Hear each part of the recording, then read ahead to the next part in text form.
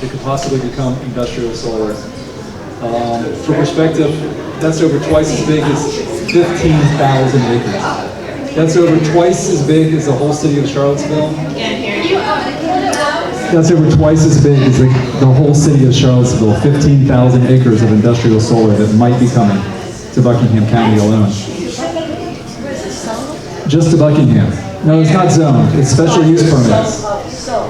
Solar. Industrial solar. All right, so that's 36 times as big as Dillwyn. So Dillwyn, 36 times as big as Dillwyn. So with industrial solar, the first thing they do is to come in and clear cut. We've all seen clear cutting. We know what that does. But they take it even farther. The next thing they do after they're clear cutting is they're going to level everything. They're going to cut down every tree. All the wildlife goes. The soil goes. They're going to remove millions of cubic yards of soil. This is red clay. When you get anywhere west of about Route 95, you're going to get red clay. We've all seen what happens with red clay when it gets exposed on a driveway or a yard or anywhere else. Well, now imagine 15,000 acres of that. Yeah.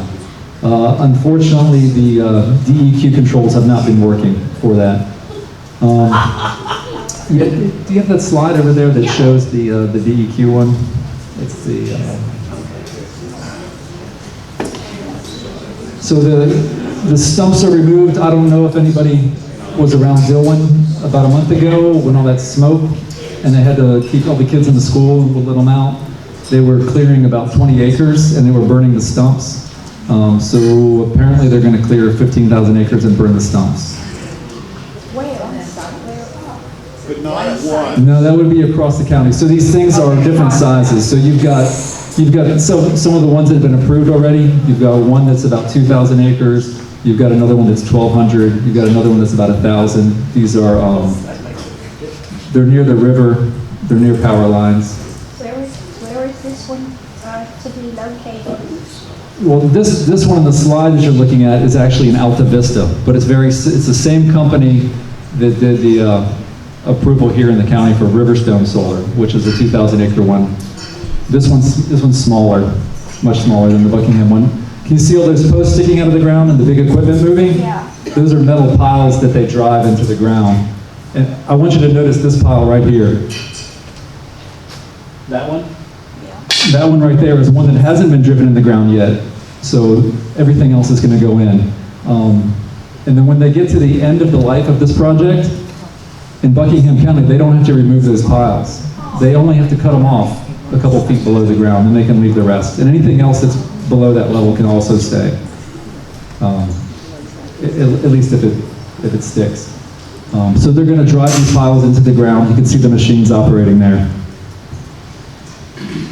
So the wildlife's gone, the soil's been removed, the site's been leveled, so what was rolling hills is now land that's flat enough to host a solar facility. And these are some of the different locations around that are gonna see some of that happen. So if you look in the middle of this picture here, you can see where we are right here in Dillwyn. I can almost stretch up there to Dillwyn somewhere. And if you look at the very top where it says Scottsville, below it you see two projects. One of those is already approved, the other one's pending. Go over to Arvonia, that's where that next project is there. We've got Cartersville on here too, because they have a big one right on the James River there, just north of Scottsville. There's a big one that's been approved. Have anybody driven by those ones on Route 60? On Route 60. All right, so that's the little teeny one sort of in the middle where it says Cumberland, Dillwyn. That's those two that overlap right there. They're only, it's two projects, they're 200 acres each. One of those has been fined. It's been in operation 4 years. We haven't heard what's going to happen this year yet, but for 2021, 2022, 2023, the DEQ fines them every time for water issues. That's another story.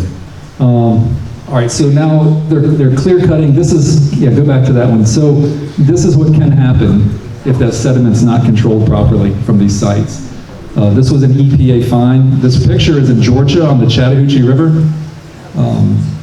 I guess that's where Alan Jackson was doing his water skiing. Okay.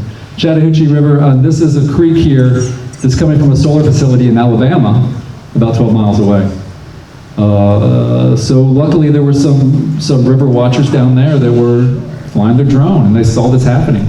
One of the reasons they were flying their drone is because the municipality just below this that had their water intake for their water supply was having trouble with sediment and erosion and was trying to figure out what was going on. So that's what happens. That red clay, it moves off the land, it moves into the waterways. Oh, I'm sorry, that was kind of an arm movement, but I do have a question. Okay. And not to dispute anything you're saying, but I understand that Buckingham County has capped how many acres they will allow. Okay, so Buckingham is capped at 7,500 acres. But there's some legislation that's coming through the state in the next session. They want to raise it to 4% of the county for all counties. So that would take it up to 15,000 acres, and it would also take away the decision-making from the localities. So it wouldn't be up to your local board of supervisors, it wouldn't be up to your planning commission to look at this. They haven't said exactly how it'll be implemented, but it wouldn't be their decision any longer. So that's where the 15,000 in Buckingham comes from. Will that be a law passed by the state? Yeah, I think there's two, the way I understand it, there's two bills moving through, one in the House and one in the Senate. So I think they're just hoping that they'll take traction, and the solar industry is hoping they'll take traction and that they can not have these obstacles, these pesky counties and their citizens in their way. Yeah, can you show that slide? Okay, she's already got it on there. This is a slide from DEQ itself showing what happens. So DEQ knows that 70% of these have problems. In the same report, they said that they're estimating 687,000 acres in Virginia to become industrial solar. So for perspective, Shenandoah National Park is just a little under 200,000 acres. So we're looking at 687, so about 3.5 times the size of Shenandoah National Park being under solar facilities. Could be a big deal. Is there some solution? I mean, Yeah, there is a solution, actually. Yeah. Made them smaller? Well, the main solution is to put them on parking lots, rooftops, brownfields, to put them into the developed world. And we have some photos over here of what some places have done. And it's like there's one at Dulles Airport, what they're proposing to do there. There's another one from J.P. Morgan Chase that they're have a facility in Columbus, Ohio, where they've, the whole campus is nothing but solar panels on the rooftops and the parking lots. Piedmont Environmental Council, they range from Albemarle up to Loudoun County. They put out a report this past summer saying that if we use parking lots in Virginia, 50% of the solar that's been mandated by 2045 could actually be on parking lots, 50%. I don't know, that's a lot better place than forests and farms. Let's save our wildlife, let's save the environment. This cutting down forest is not a way to save this planet. So that's where we are as far as the DEQ, and they're 70%. Was that it? Yeah, so we've got a video here too. This is from Spotsylvania, and this video, it's just going to be a little segment of it. It's drone footage, and what it's going to show you is what they've done to this site. So it was a forest. It's in the middle of a residential area, and basically they just come in, removed all the trees. They didn't have to do as much leveling of the land, but they're still west of 95. And they had a lot of problems with sediment and erosion, and their stormwater control's not working. And Virginia Tech hosted a whole webinar with this, with the environmental engineer for Spotsylvania County talking about all the issues. So these are solar panels that have been installed. You can see the vehicles moving down there for size perspective, and you can look off in the distance and see more solar panels and more solar panels and more solar panels, and big holes cut in the forest. These are stormwater controls. Those ponds are what's supposed to hold the sediment and erosion, but according to the engineer there, it wasn't working. Even when they put up 3 silt fences on the outtakes, it still wasn't containing it. And this is another view of before the panels go in. You can probably see some of the staging there, the different equipment coming around. And then again to more of the drone footage there. And all of that had been forest? Yeah, it was I believe it was a timber tract, so I don't know what stage it was in, but that goes back to the clear cutting. So with clear cutting, it gets replanted, So you're looking at more than environmental harms. You're looking at economic harms as well. So what happens to the people who had those jobs and all those jobs in the support industry? It's going to be clear cut one more time, and then that's it. It's not going to be replanted. It's not going to be reseeded. All the stumps are removed. None of that is left on the ground to help control the water. Is there anywhere that you might know of where they have it successfully, where they don't harm the environment so badly? They're still working on that. Virginia Tech is actually doing a study that's due to be reported to us in about 6 years on a very small sample. They're going to study 3 that have already been built, and then they're going to build 3 to these new standards and see if maybe that works. So it's such a gamble when you already have the DEQ saying 70% of these have water issues. I've seen in Gloucester County, they have some solar farms, but they're not nearly as big as these. And they've gotten bigger. The ones that were approved a few years ago were much smaller. And I think that's what people thought was going to happen, that they were going to be a couple hundred acres or smaller. And now they're being, if you go over to Charlotte County, you're going to see that they've got 21,000 acres over there that's becoming solar. Or you go up to Spotsylvania where they've got their 6,000. Yeah, the ones that I saw in Gloucester were put on fields. Yeah, and that's farmland that's lost. So, your benefits of having those farms, those jobs are lost. The benefits of those farms as far as growing local and not having to transport your materials as far after they're produced, that's gone. So there's a lot of factors. And when you build them in these rural remote places, you also end up with more power lines because now you've got to get more electricity back to where it's being used. Which, that's another point, the electricity that's being manufactured right here in Buckingham isn't coming to the citizens of Buckingham. It's being sold typically to Microsoft, Google, Amazon. There's a lot of places that want to be able to say they have this green energy.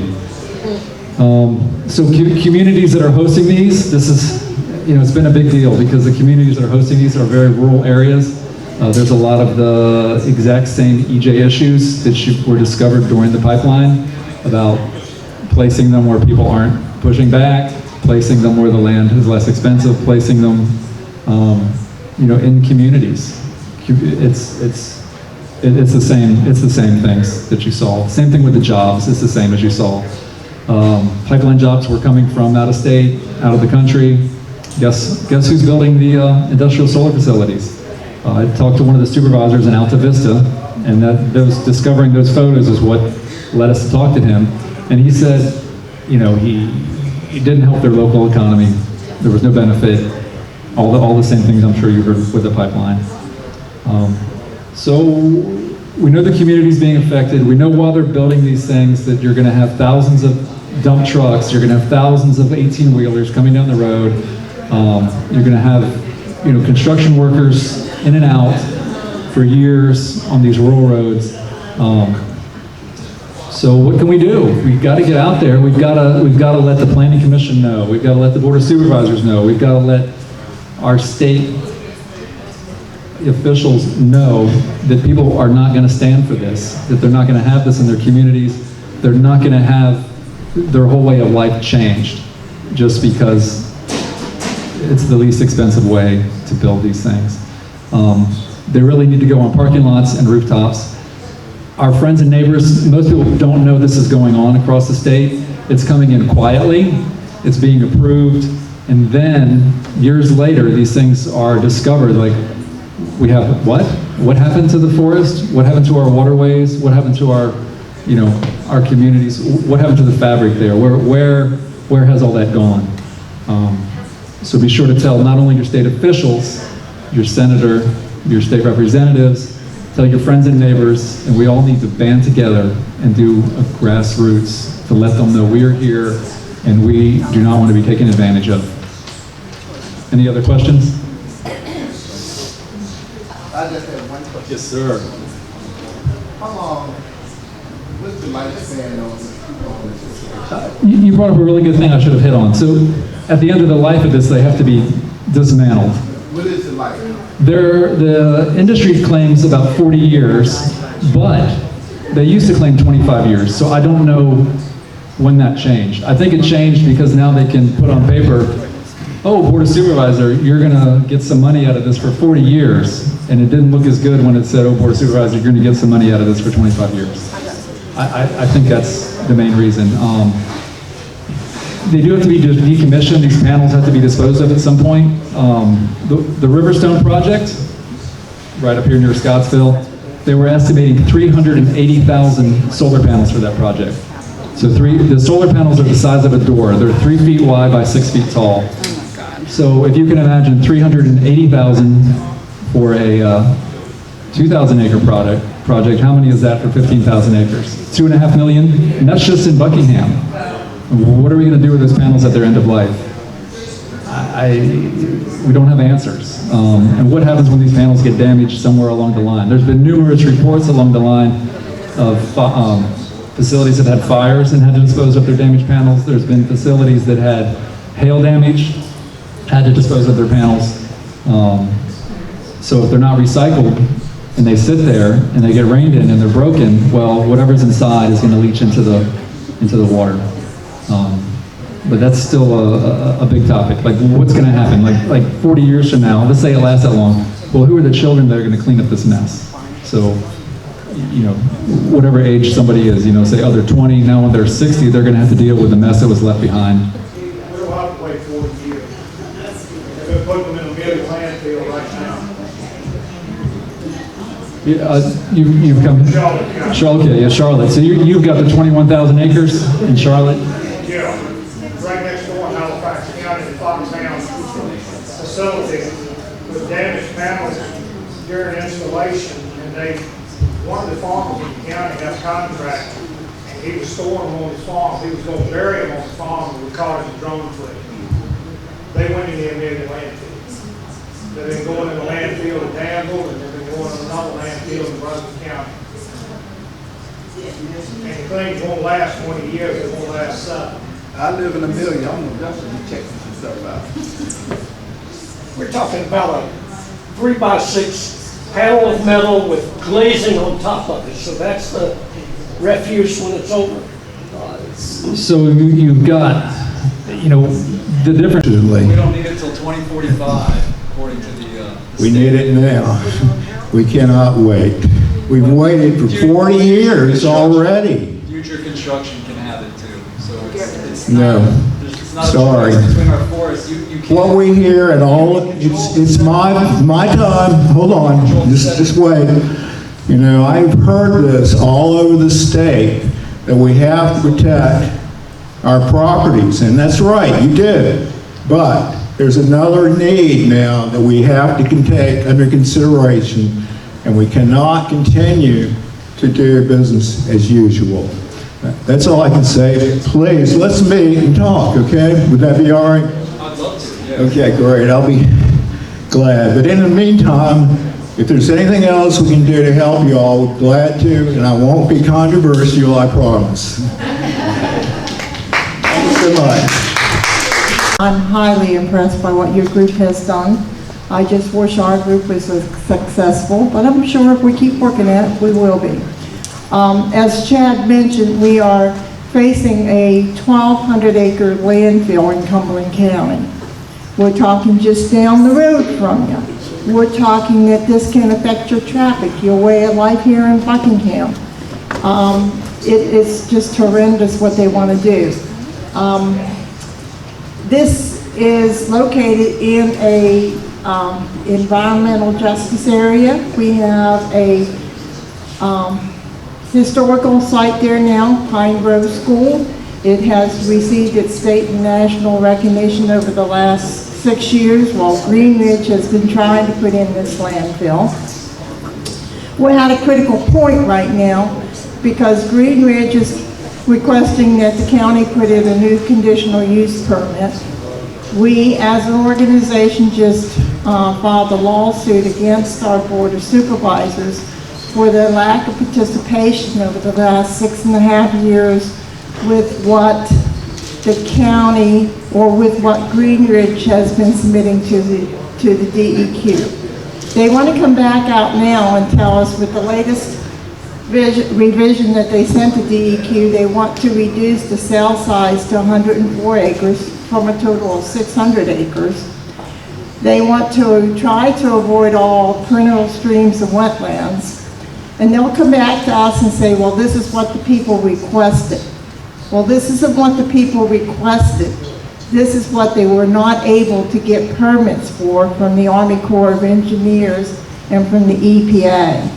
So right now, they're just trying to do whatever they can to get their feet in to Cumberland County, into our rural areas, and ruin our environment. And we've got to do everything we can, and if y'all could join us and help out, that would be great. You're being passed out a little card.